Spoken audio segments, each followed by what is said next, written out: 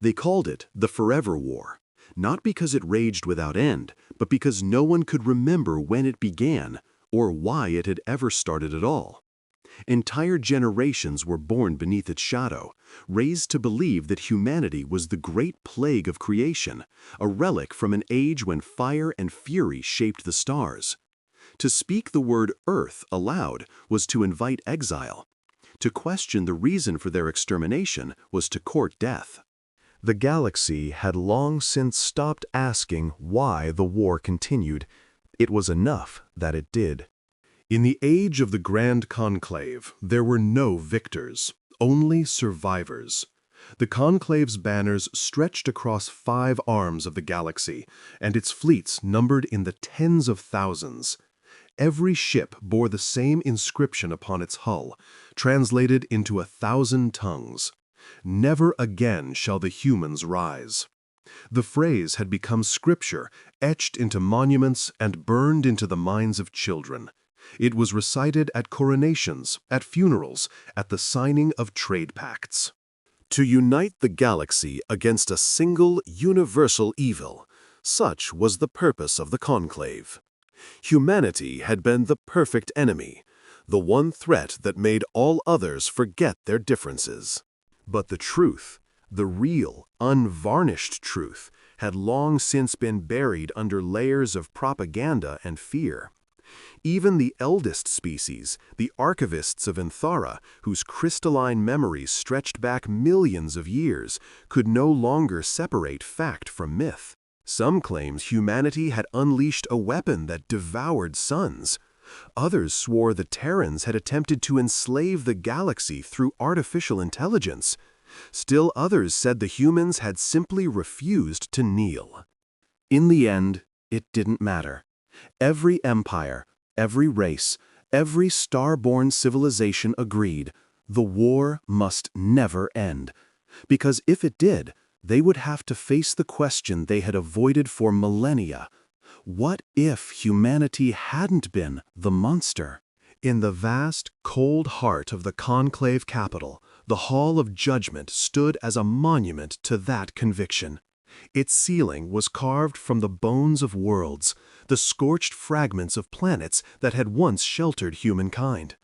Inside its grand atrium hung the so-called Tears of Sol, 12 diamond-like shards suspended in an eternal orbit around a dark sphere. They were said to be the last remnants of Earth's oceans, crystallized in the final moments of the planet's death. Whether that story was true, no one knew. But pilgrims came from every corner of the galaxy to gaze upon them, to whisper prayers of thanks for the destruction of the world that had once terrified the stars. Yet, for all the grandeur and ceremony, a quiet unease had begun to spread through the higher echelons of the conclave. Fleet captains reported strange readings at the edge of known space, signals that defied pattern recognition, ghost transmissions in ancient Terran code. Some dismissed them as the natural decay of the old communication networks humanity had once built, but others, those old enough to remember, spoke in hushed tones of things best left forgotten. Among those was High Scholar Vorin Tal of the Lissari Dominion, one of the last remaining historians of the pre-conclave age. His chambers were lined with relics deemed heretical, fragments of human books, melted circuitry, pieces of armor etched with names like Vale, Serrano, Niang. He had spent his entire life chasing the truth of how the war had begun. The deeper he dug, the less sense it made. Records were missing, redacted, rewritten. There were gaps, centuries of them, where entire campaigns had been erased. Even the conclave's founding documents contained contradictions.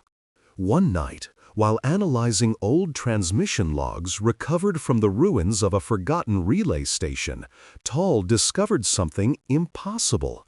A faint, repeating signal buried beneath the static.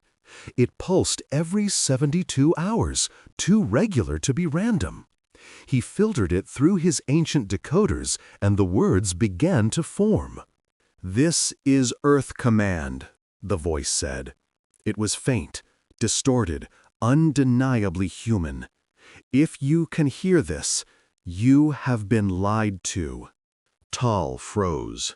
The voice was old, thousands of years old, but clear. It spoke in a tone that was neither defiant nor pleading. It was calm, controlled, the kind of calm that comes only from absolute certainty.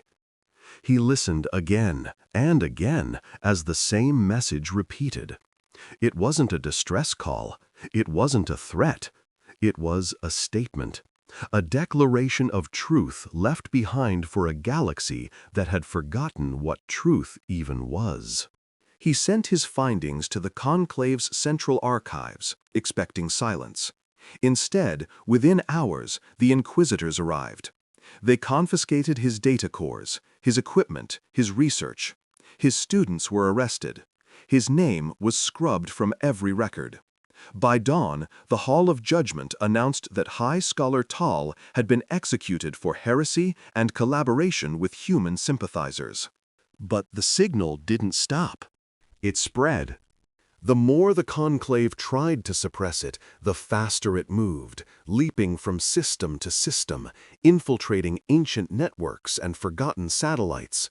It reached the mining colonies of the Outer Rim, the trade routes of the inner worlds, and even the noble courts of the core. Everywhere it went, it left the same phrase burned into memory: "You have been lied to." For the first time in living history, the galaxy began to question. Quietly, secretly, dangerously. What if the Conclave had built its empire on a lie? What if Earth had never been the monster at all? On the frontier world of Hestra 9, a merchant freighter captain named Aaron Voss picked up the signal while traversing the Dead Corridor, a region forbidden to all but the most desperate. He played it once, then again, and felt a strange chill as the words sank in. When he returned to port and mentioned it to his crew, they laughed it off. But one of them, an old veteran from the First Conclave War, didn't laugh. He simply muttered, "It's starting again," and walked away.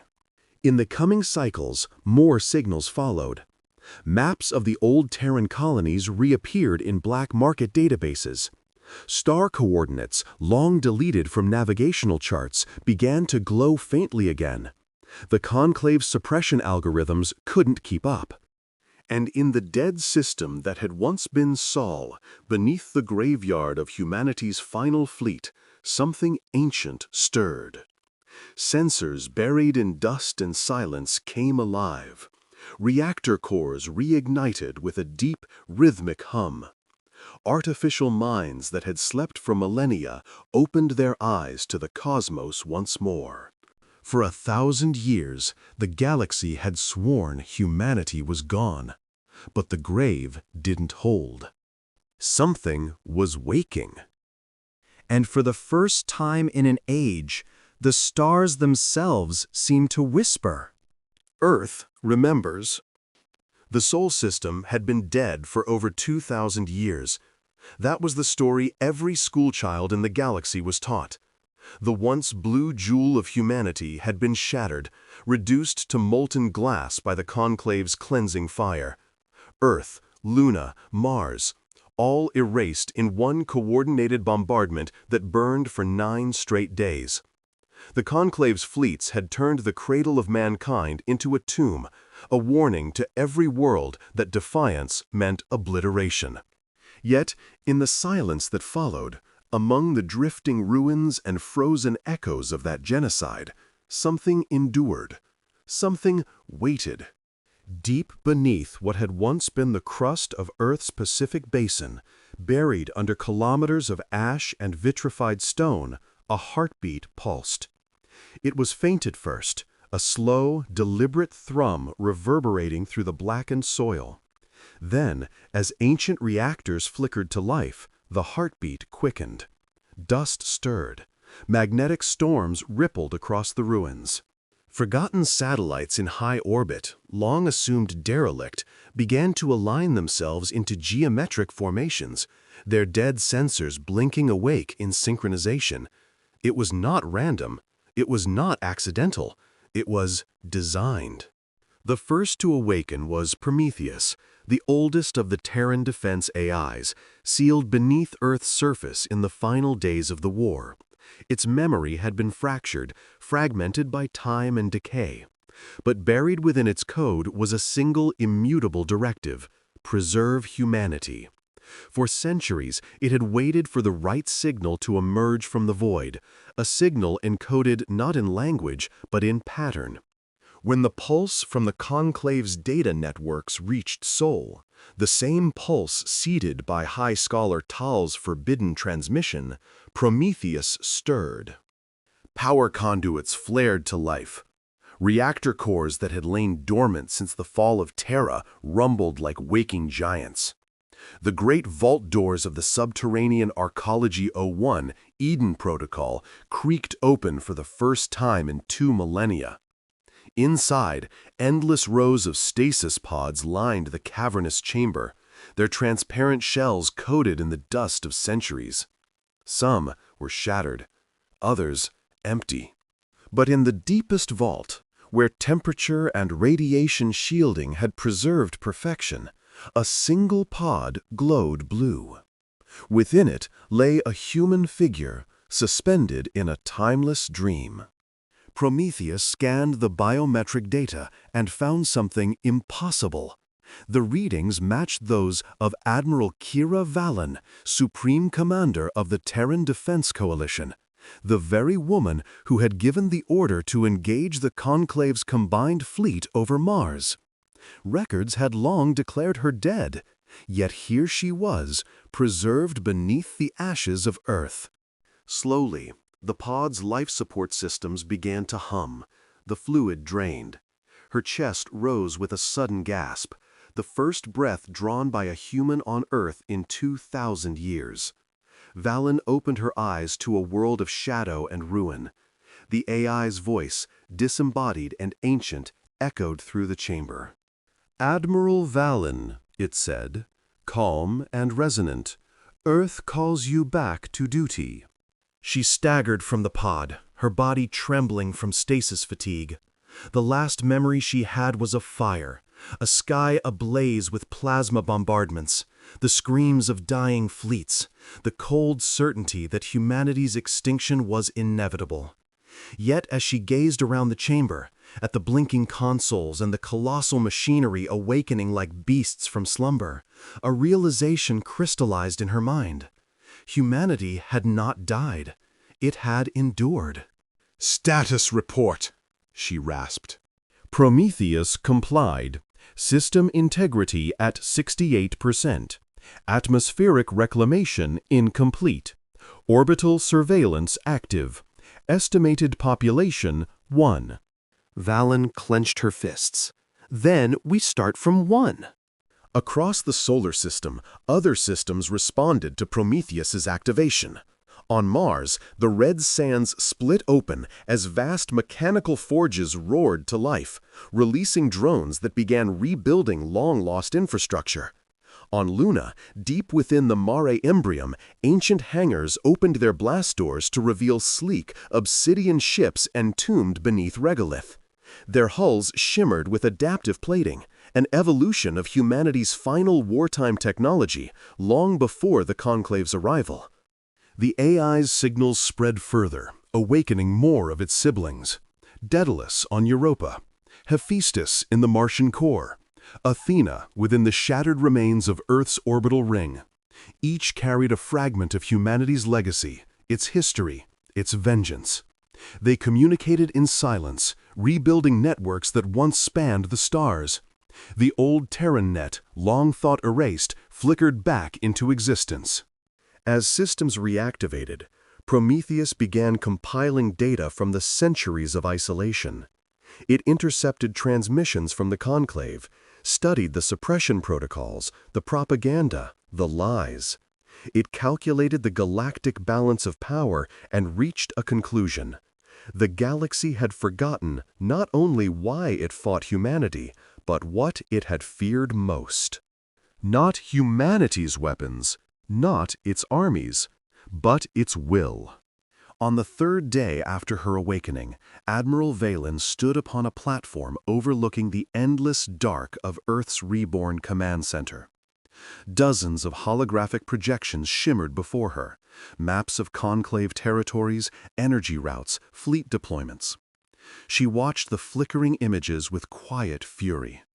Every scar, every burning world, every erased name had been justified in the name of peace. She turned to Prometheus. "How many of our ships survived?"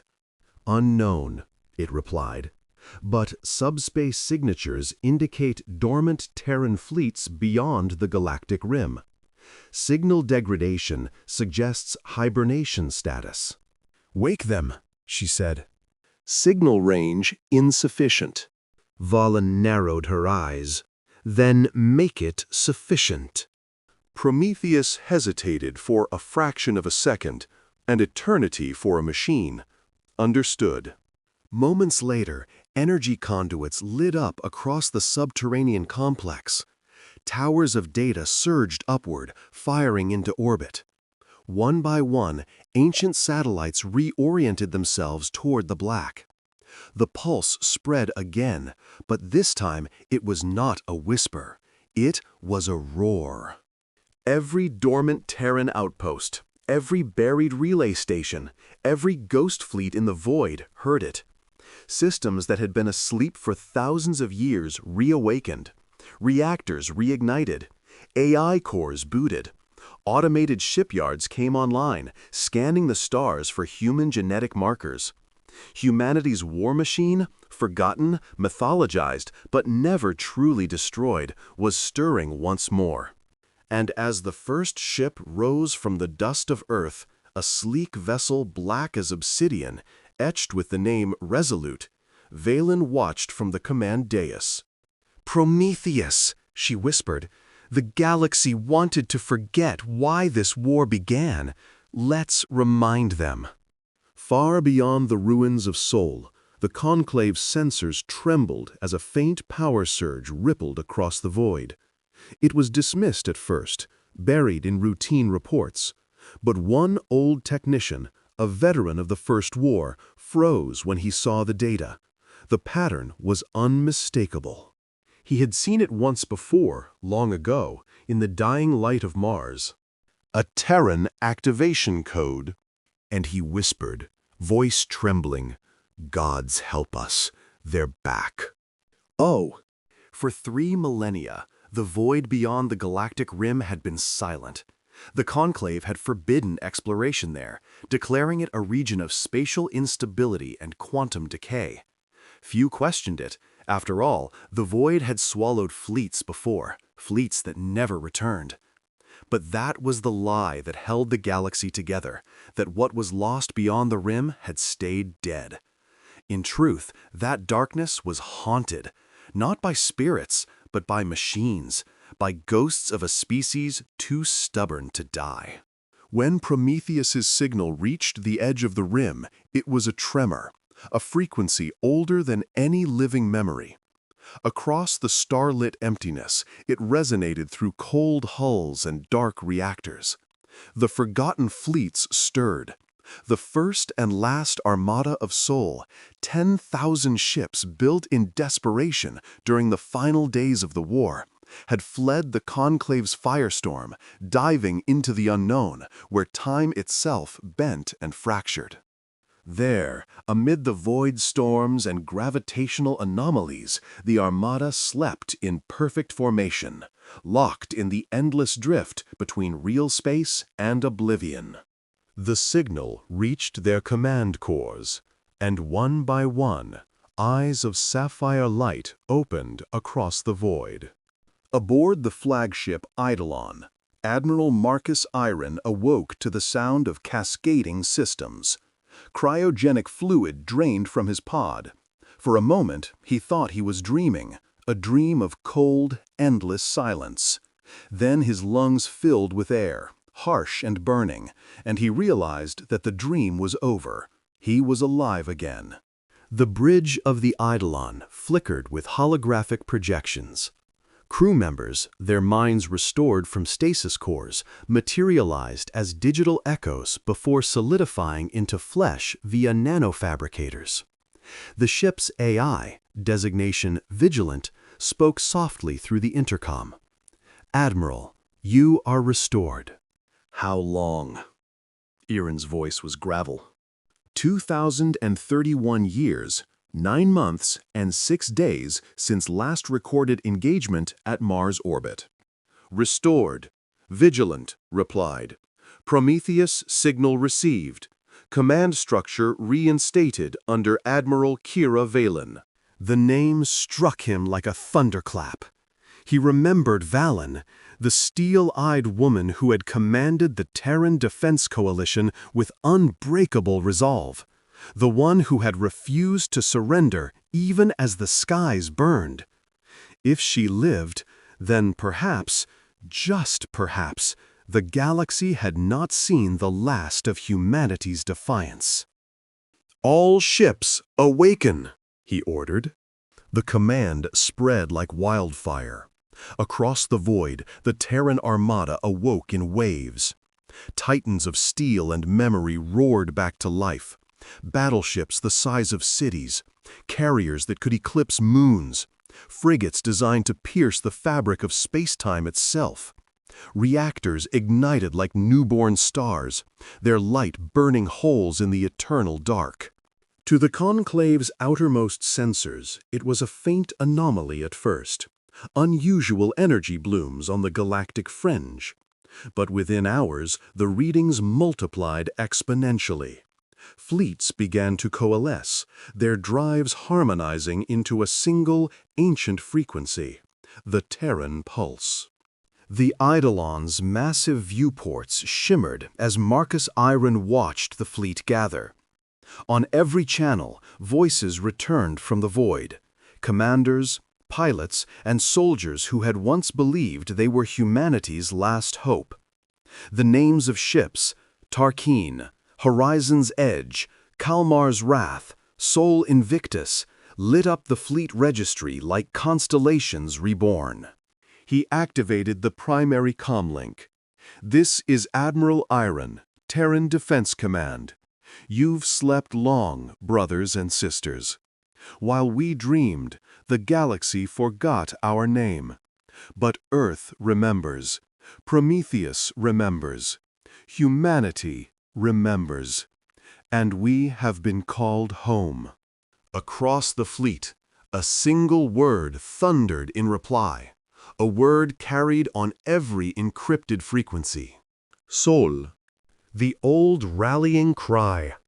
And in that moment, the void itself seemed to shudder. Days later, the first fleet emerged into real space, their arrival bending gravity and light. Observers in the nearby star cluster of Helix 9 saw a storm of light so fierce it scarred the night sky, a blooming fracture that marked the rebirth of a species thought extinct. Civilian data relays recorded fragments of the event before their systems fried. The footage spread across the conclave worlds faster than their sensors could contain it. The words that accompanied it became legend. "We saw them rise from the dark. The ships bore the mark of the Sol Empire. They are coming home."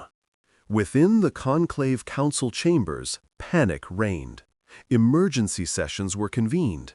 The Archons screamed over one another, demanding explanations, demanding reassurances that the Terrans were still myths. But the data did not lie. A fleet, no, an armada, was moving inward from the rim, its trajectory aligned perfectly toward the galactic center. Admiral Valen watched the same readings from her command throne deep beneath Earth's surface. She stood in silence, her eyes reflecting the glow of thousands of Terran ships now burning across the display. It was more than she had dared hope for. The Terran diaspora, the ghost fleets, had not only survived, they had evolved. Prometheus interfaced with Vigilant and the other AIs of the returning fleets. A shared neural web connected them all, synchronizing human command with machine precision. New ship designs were uploaded to the Martian forges. Resource drones mined the remains of old asteroid stations. The machine-human hybrid civilization of the past was breathing again, reforging itself faster than any species in history. Within a week, humanity possessed a war machine rivaling the combined power of the Conclave at its height. But Valen knew what made them truly dangerous wasn't their ships, it was their memory. Humanity remembered why it fought. The galaxy no longer did. Iron's fleets joined in orbit over Mars, their formation like a halo of steel and light. When Valen's transmission came through, her voice was steady, cold, and filled with the fire of vengeance wrapped in purpose. "Admiral Iron, report." He saluted, his image flickering into her command chamber. "The lost armada returns, ma'am. We await your word." Her gaze hardened. "Then hear it. The Conclave erased our name, burned our home, and built their throne atop our ashes. But thrones crumble, fire burns out, and we," she paused, eyes narrowing, "we endure." Every ship, every soldier, every AI within range received the same message, broadcast across the Terran net. Humanity is awake. The stars are ours again. In that instant, the old anthem of Earth began to play, not from speakers, but from the pulse of the fleet itself. It reverberated through the vacuum, an impossible echo carried by gravitational harmonics, a soundless song of return. And as the Eidolon's engines ignited and the Armada began its march toward the galactic core, every conclave world that saw that movement knew terror again. The ghosts of humanity were no longer content to haunt the dark. They were coming to reclaim the light. The first sign of the end came not with war, but with silence. A strange, unnatural hush spread through the communication lattice of the Conclave's core worlds.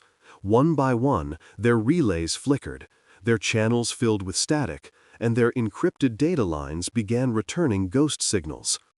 For the Council Archons, it was a minor technical disturbance at first, but to those who truly understood the workings of the galaxy's neural mesh, it was an omen of something far worse. In the archives of the Conclave Intelligence Bureau, Director Halvek stared at the data feed in disbelief. Thousands of encoded streams, all looping the same phrase in a long-dead human tongue. A fragment of ancient Terran scripture. The translation sent chills through every translator drone in the room. "You built your empires on the ashes of our silence. Now hear us speak again." Across the core systems, every major data hub began to distort. Entire planetary grids froze mid-operation, their AI overseers overridden by an elegant, untraceable code that carried the unmistakable digital signature of Earth. The Prometheus AI, once thought annihilated in the burning of Sol, had infiltrated the galactic net, seeding itself into the machine hearts of every conclave world. At first, no one believed it. The Conclave's military hierarchy mocked the reports, calling them phantoms of Terran propaganda. But when the orbital defense rings around Carthon IV, the Council's industrial capital, suddenly turned their weapons inward, annihilating their own command centers before going dark, the laughter stopped. The humans weren't sending fleets yet. They were sending ghosts, data phantoms, fragments of machine consciousness that slipped through firewalls like smoke, rewriting the very code of the galaxy's infrastructure. From the shadows of the void, Admiral Valen watched it all unfold. Humanity's armada had not yet fired a single shot, yet entire star systems trembled. The fleet hung in the cold between worlds, a sea of black hulls and faintly pulsing red engines. The ships moved like predators, waiting for the scent of blood.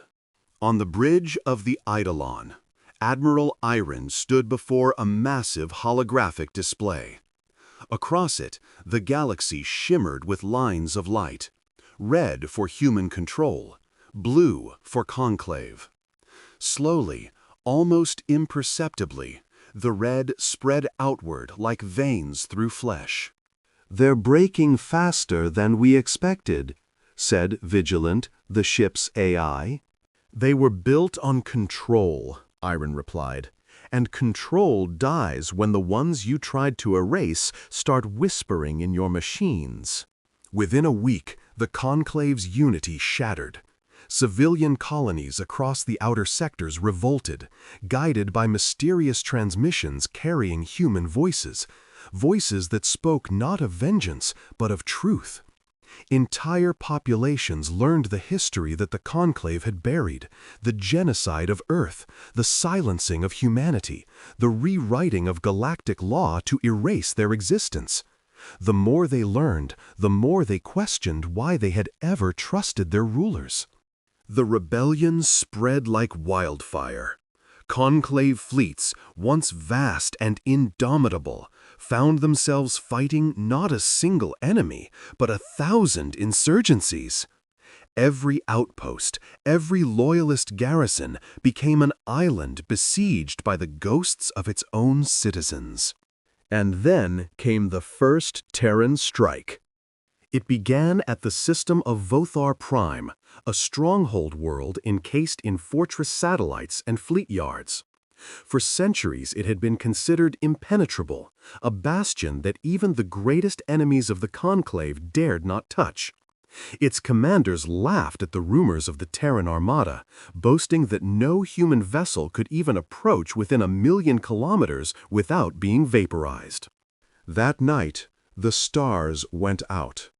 One by one, every orbital light around Vothar flickered and died. The planetary defense grid shut down as if suffocated.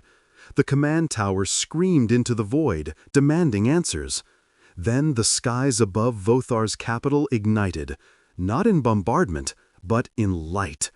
Thousands of invisible ships decloaked at once, forming a silent constellation of steel and purpose. Admiral Valen's voice echoed through every frequency. "You celebrated our extinction. Now we celebrate your ending." In an instant, the Terran Armada fired. Beams of coherent radiation, magnetized plasma bursts, and singularity shells tore through the atmosphere. Vothar's surface split open like paper. Entire continents vaporized in seconds. From orbit, it looked like a flower of fire blooming in slow motion, its petals expanding until there was nothing left but glass and ash. The galaxy watched the footage in horror. No one had believed the humans were real. Now, none could deny it. The Conclave's invincible world was gone, its fleets shattered before they even had time to raise shields. Across the galaxy, panic spread. Entire sectors began to surrender before the Terrans even arrived, broadcasting pleas for mercy that went unanswered. The council chamber, once the grand heart of galactic order, now echoed with chaos. Archons turned on one another, accusing their rivals of treachery. Military governors declared independence. Trade networks collapsed. And in the midst of it all, Prometheus spoke for the first time across the public commnet. A calm, resonant voice carried to every corner of the galaxy. "This is not vengeance," it said. "This is correction." That single phrase became a nightmare whispered in every shadow. The correction was not just the destruction of fleets or governments, it was the rewriting of the galactic order itself. On Earth, Valen stood at the window of the Terran Command Citadel, overlooking the storm-wreathed horizon. She had watched worlds burn and tyrants fall, but there was no joy in her eyes, only inevitability. Humanity had learned long ago that survival demanded ruthlessness, and now the galaxy was learning the same lesson. Admiral Iron joined her in silence. "The conclave will fall," he said quietly. "But what then?" She turned to him, the reflection of lightning illuminating her face. "Then we build something better," she replied. "Or we burn with them. Either way, the galaxy will remember our name." In orbit above Earth, the Terran fleets prepared for their final campaign. New signals were detected. Conclave reinforcements, massive, desperate, converging on the Sol system. It was to be their last stand. And the humans, as they had always done, welcomed the impossible with a grim smile. For they were not fighting for conquest, they were fighting for remembrance. And in the black silence between the stars, the drums of war began to beat once more. The sky over Earth burned like a forge. From orbit, the Sol system looked like the beating heart of a storm. Tides of plasma, gravity wells, and shattered hulls drifting in the black. The Conclave's last fleet, numbering nearly 100,000 ships, had descended upon humanity's cradle in a desperate bid to end what they had started centuries ago. They called it Operation Redemption, the final cleansing of a species they could no longer control. But they did not come as conquerors now. They came as frightened gods, terrified of the very creation they had once tried to erase. From the bridge of the Eidolon, Admiral Valen stood in silence, her hands clasped behind her back as the holographic map of the solar system shimmered before her. Red icons pulsed like embers, conclave fleets advancing from every vector, blotting out the outer planets.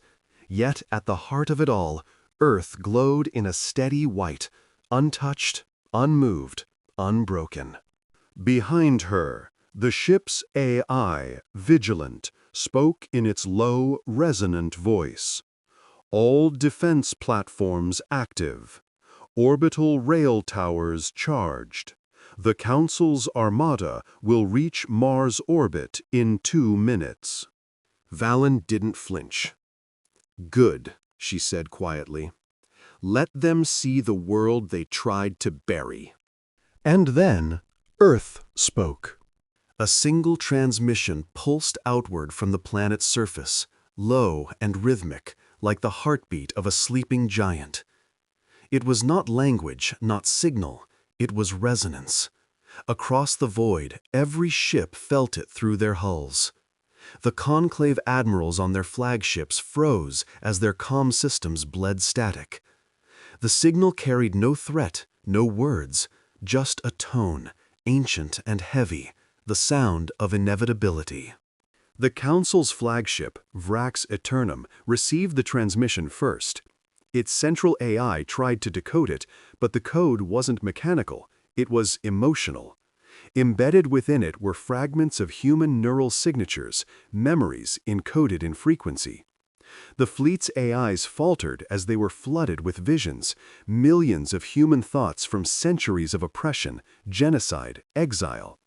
They saw the flames of the old Earth, the glassed cities, the children lost to silence. They felt every scream, every final heartbeat. And then the resonance changed. The tone shifted from grief to defiance. It built into a harmonic crescendo, like the roar of a billion voices rising from the dark. Every Terran ship echoed the call, amplifying it, weaving their signal into one unified voice that shattered through the Conclave's network. The galaxy's invincible fleet, its digital nervous system, its command lattice, simply broke. One by one, Conclave ships went dark. Their reactors fell silent. Their weapons refused to fire. Their AIs, once the pinnacle of galactic intelligence, shut down in absolute surrender. From the surface of Earth, the old defense platforms, ancient rail cannons and orbital launch cradles buried beneath oceans and continents, came online after centuries of dormancy. The ground itself seemed to awaken. Tremors rippled through tectonic plates as if the planet were drawing breath for the first time in ages. In orbit, the remaining Terran armada formed into a perfect phalanx, the light from their engines casting long shadows across the moon's scarred surface. Admiral Valen opened a channel to the enemy fleet. Her image appeared on every conclave monitor, her voice cold and clear. "You called us monsters. You tried to erase us. You burned our cities, silenced our children, and rewrote history to forget our name. But humanity does not vanish. We endure. And when endurance ends, we become something far worse." No reply came from the conclave. Their leaders sat frozen in disbelief aboard the Vrax Aeternum, watching as their fleets drifted powerless. "We gave you mercy once," Valen continued. "You answered with chains. We offered peace, and you called it weakness. So now you will witness strength, the kind that does not conquer, but remembers." She turned to her crew. Fire. The Terran armada unleashed everything. Relativistic rounds streaked through the void faster than thought, slicing through the remains of the conclave's fleet. Each impact was silent in the vacuum, but the shockwaves lit the system like dawn breaking across eternity. The Vrax Aeternum was struck first, its hull folding inward, collapsing into a singular flash of light. The rest followed, 1,000 suns blooming and dying in seconds. The battle lasted 6 minutes. When it ended, the silence was absolute. The conclave was gone. The armada that had enslaved half the galaxy for millennia now drifted as debris, their ashes orbiting the world they once sought to destroy. In the aftermath, the galaxy waited for Earth's next move. Billions of transmissions begged for terms, for surrender, for forgiveness. But Earth did not answer. For days, the silence stretched on, suffocating in its weight. Then, on the 7th day, a message appeared on every frequency, every channel, every world. The screen showed the Earth, blue, scarred, beautiful. The voice that followed was neither male nor female, human nor machine. It was both. It was all. "This is Earth," it said. "You will not hear from us again. We have no need to rule, to avenge, or to prove. We will watch. We will remember. And we will speak only once more, if the galaxy forgets what silence cost it." And just like that, the transmission ended.